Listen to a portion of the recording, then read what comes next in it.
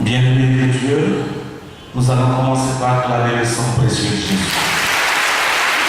Nous allons acclamer le sang précieux de Jésus. Nous allons remettre de vous pour acclamer ce sang.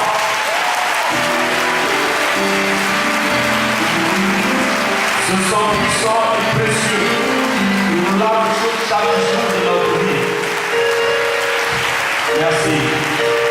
Merci, bien-aimés. Alors, il m'a été demandé de parler du sang précieux de Jésus. Le sang précieux qui nous lave de nos péchés.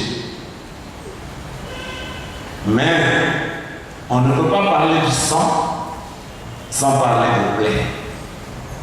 On ne peut pas parler du sang sans parler de la croix. Ces trois entités vont ensemble.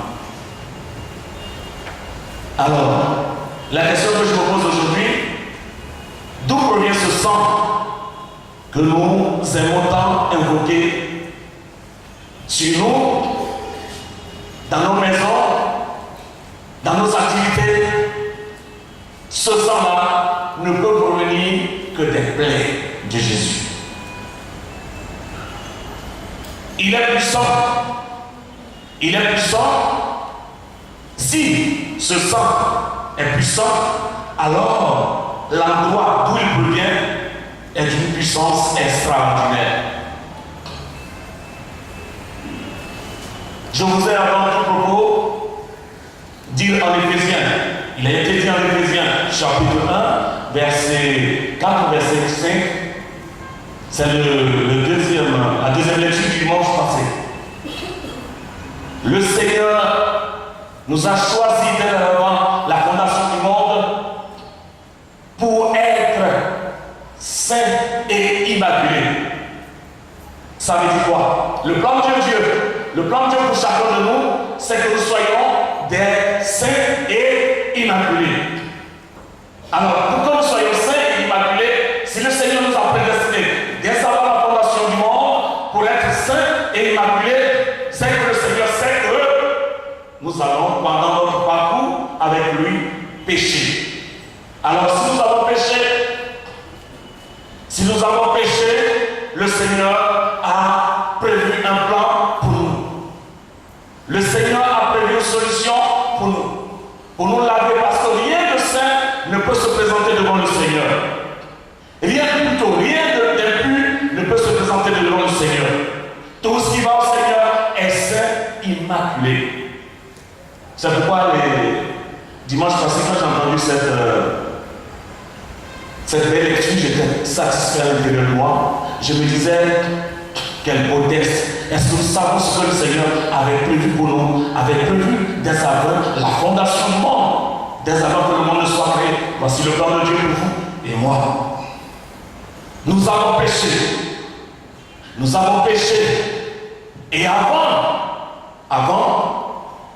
dans l'histoire des Juifs, des Hébreux, il y avait toujours des sacrifices que le grand prêtre faisait.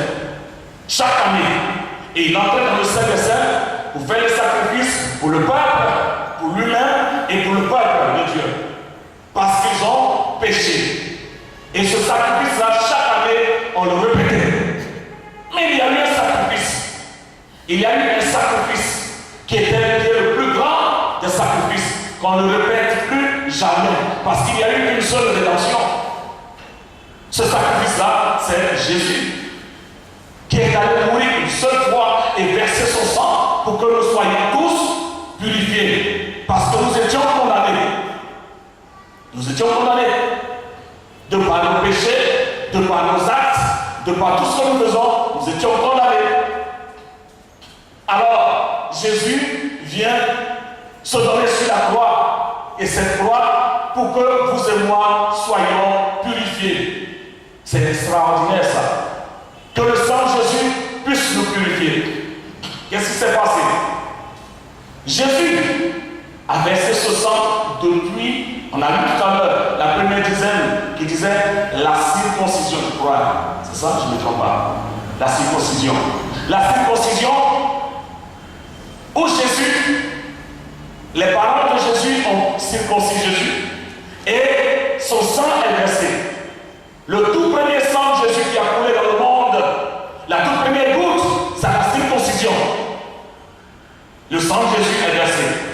C'était une loi juive que tout juif, bon juif, pratiquant devait faire. Alors Jésus a été circoncis pour que le sang coule. Le sang est sorti. Et après Jésus, il a eu encore pendant sa vie, pendant son ministère public, Jésus a été arrêté, flagellé. Jésus a eu 5480 coups pour toi et moi. Jésus a eu ce coup pour vous épargner, pour nous épargner ce qui allait nous arriver.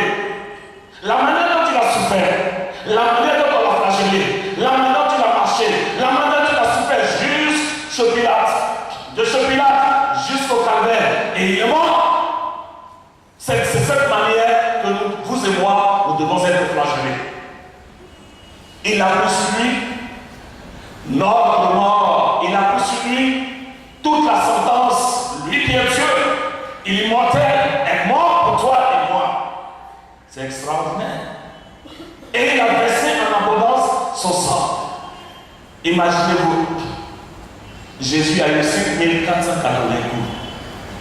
Est-ce qu'il y a quelqu'un au milieu de nous ici qui peut atteindre 10 de fouet barbelé? Le fouet romain, barbelé de plomb. Les plombs sont au bout de fouet là. Et puis ça ressort le chuchoteur. Il y a eu 5480 coups. Et à chaque coup de fouet, le sang jaillissait. À chaque coup de fouet, le sang jaillissait. Le sang qui jaillissait là, c'était le sang de la purification. C'était le sang qui devait nous purifier. Ils avaient toujours normalement dans la loi des Romains, ils avaient le droit à 39 coups. 39 coups de fouet. Mais il lui a donné plus que ça. Il lui a donné au total 5480 coups. Et le sang qui a jailli devait nous laver devant Dieu, devait nous purifier devant Dieu, devait nous rendre saints et immaculés pour que nous puissions nous adresser et bénéficier des grâces que le Seigneur a disposées pour nous. Le Seigneur avait déjà tout pensé. Il avait déjà son plan. Il a amené son Fils pour accomplir cela dans nos vies. Il a amené son Fils pour que cela se réalise dans nos vies. Et son Fils est venu, son Fils a laissé couler son sang. Son Fils a obéi. Son Fils a accepté d'aller jusqu'à la croix, mourir sur la croix, laisser couler son sang sur cette croix-là, que nous voyons là, afin que vous et moi soyons là aujourd'hui, pour que nous nous voyions aujourd'hui, pour que nous parlions aujourd'hui, pour que nous travaillions aujourd'hui. Il y a eu quelque chose qui s'est passé. Et cette chose-là, c'est le sang de Jésus. Le sang, le prix de la rédemption. Jésus a laissé couler son sang en abondance. Il continue de laisser couler son sang. Il y a le pape François qui disait dans l'une de ses homélies, et je cite, l'homélie du temps de Carême au début de son pontificat, il a dit, notre Seigneur Jésus passe tout le temps devant son Père, le visage et le corps ensanglantés. Pourquoi? Pourquoi Jésus présente toujours à son Père ce visage et ce corps ensanglanté? Tout simplement parce que nous continuons de pécher. Si le sang de Jésus arrête de couler, c'est qu'il n'y aura plus de péché. C'est qu'il n'y a plus de péché. Mais le sang de Jésus continue de couler. Et ce sang-là, Jésus le présente, ce corps-là, ensanglanté, déchiqueté. Comme le prophète Isaïe disait, il n'avait rien de saint en lui. Tout n'était que blessure, plaie, meurtrissure sur son corps. Et Jésus présente cela au Père, pour que le Père, en regardant, en voyant son Fils dans cette situation, se souvienne de l'alliance que son Fils vient d'accomplir et nous épargne de la sentence qui était prévue pour nous. Dis Amen.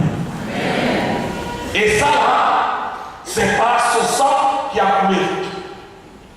Et son sang qui continue de couler. Donc le sang de Jésus va toujours continuer de couler. Va toujours continuer de couler. Il va continuer de couler parce que nous les humains, chaque jour, nous avons péché. S'il n'y a parmi nous une personne qui n'a pas péché cette journée, il lève le doigt. Il lève le doigt. Je n'en vois pas, ça veut dire que nous avons tous péché. Alors si nous avons péché, invoquons le sang de Jésus. Si nous avons péché, réclamons le sang de Jésus. Si nous avons péché, possédons ce trésor, ce précieux sang de Jésus. Ce n'est pas le sang des animaux, c'est le sang de Dieu. Le sang de Dieu, c'est le sang le plus puissant de Dieu. Et ce sang-là regorge beaucoup de vertus. On te dit, tout dit souvent, tu es venu par le précieux sang, au nom du sang de Jésus. Par le précieux sang, j'invoque le sang de Jésus. Est-ce que tu sais ce que tu invoques? Est-ce que tu sais ce que tu invoques? La partie de ce que tu invoques. Le sang de Jésus est tellement précieux et puissant qu'une seule goutte suffit pour purifier le monde. Une goutte du sang de Jésus. Donc imaginez-vous, tout ce sang qu'il a laissé couler là, c'était pour nous purifier, nous laver de tous nos péchés, de toutes nos souillures, des péchés intérieurs et extérieurs. Bien-aimés, ce ne sont pas nos bons actes, nos bonnes œuvres qui vont nous laver, qui vont nous sauver. Ce ne sont pas nos bons actes, nos bonnes œuvres qui vont nous sauver. Jésus a versé son sang. C'est le sang de Jésus que nous invoquons dans notre cœur, qui nous purifie et qui nous rend immaculés devant Dieu et devant les hommes, qui va nous sauver. Qui va nous sauver. Le sang de Jésus. Alors il y a des gens des chrétiens qui n'ont jamais invoqué le sang de Jésus, trouvent que cela c'est du blabla, ou bien c'est des choses qui n'ont pas d'importance. Je vous dis aujourd'hui, c'est le sang de Dieu, là où il est invoqué, quelque chose se passe. Vous avez demandé aujourd'hui, vous êtes venus aujourd'hui pour cette soirée demander la purification. Et dès le départ, nous avons commencé par le chapelet et nous avons réclamé le sang de Jésus. Et ce sang-là, je le veux, nous avons reçu, je sais et j'en suis convaincu que le sang vient de nous laver. Amen. Que le sang de Jésus vient nous laver. Vient de nous laver. Alors, ce sang, je vais en parler brièvement et rapidement ici.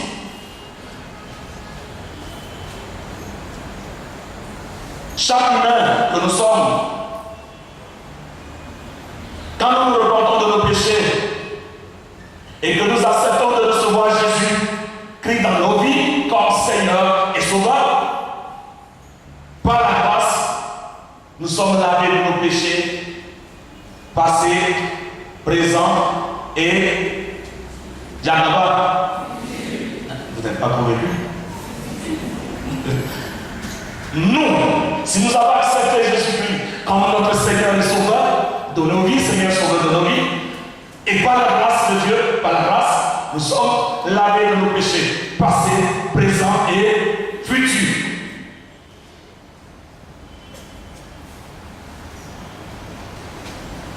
Nos péchés, nous en commettons chaque jour.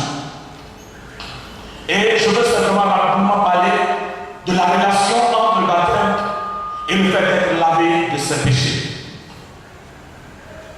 L'ordre d'être lavé des péchés a été fait à Saul de Tarse. Vous connaissez l'histoire de Saul. Il a péché, il a passé sa vie à persécuter ceux qui avaient accepté Jésus, ceux qui avaient accepté le Christ.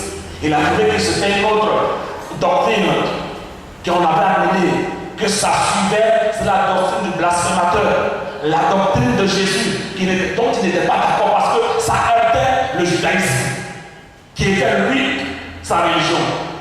Donc il fallait persécuter les adeptes de cette nouvelle vision, de cette nouvelle doctrine, qui est Jésus de Nazareth. Alors, Saul avait besoin d'être lavé de ses péchés, de ses nombreux péchés, et purifié, débarrassé de sa mentalité d'homme religieux. Il était trop religieux, d'homme religieux, ennemi de Dieu, malgré les apparences contraires. Il croyait qu'il aimait Dieu en persécutant les enfants de Dieu. Le baptême d'eau nous purifie. Il nous représente la nouvelle naissance opérée par le Saint-Esprit dans la vie de ceux qui l'invoquent, ceux qui croient en Jésus et qui l'invoquent en se repentant. Que chacun de vous soit baptisé pour le pardon de vos péchés. Actes chapitre 2, verset 38. Il nous a donné par le bain de la régénération et le renouveau du Saint-Esprit. Titre chapitre 3, verset 5. Être lavé de ses péchés est indispensable et étroitement lié au salut. Être lavé de ses péchés est indispensable et étroitement lié au salut. Ça veut dire quoi? Si nous ne sommes pas lavés de nos péchés, nous ne pourrons pas voir Dieu. Si nous ne sommes pas lavés de nos péchés, nous ne pouvons pas bénéficier des grâces que Dieu a disposées pour chacun de nous.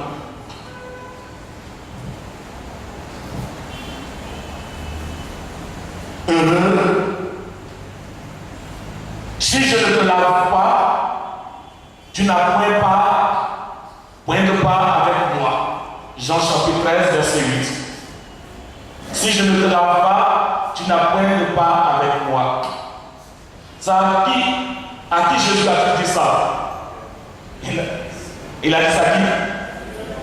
Il a dit ça à Pierre. Seigneur, tu ne sais pas toi qui dois me laver. Jésus dit, tu ne te laves pas, tu n'auras pas part. Déjà, Jésus préfigurait cela dans la purification, dans lavement des pieds.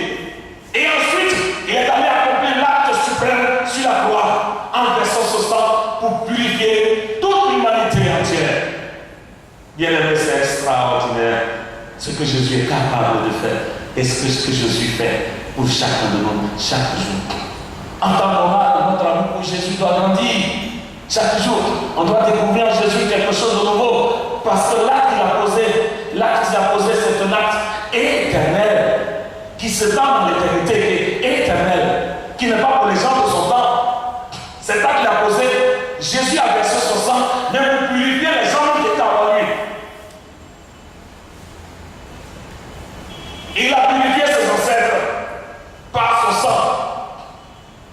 C'est pourquoi, lorsqu'il est mort, qu'il est descendu, il est allé haut.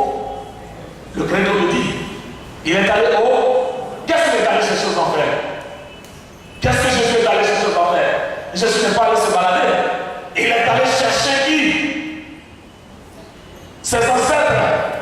Il est allé chercher Abraham et les autres, les patriarches, Abraham et les autres, et il est monté avec eux auprès du Père parce qu'il est allé leur dire, j'ai déjà accompli l'acte de purification, j'ai déjà versé mon sang, donc venez, nous allons aller là-bas où la place vous a été préparée depuis les temps anciens.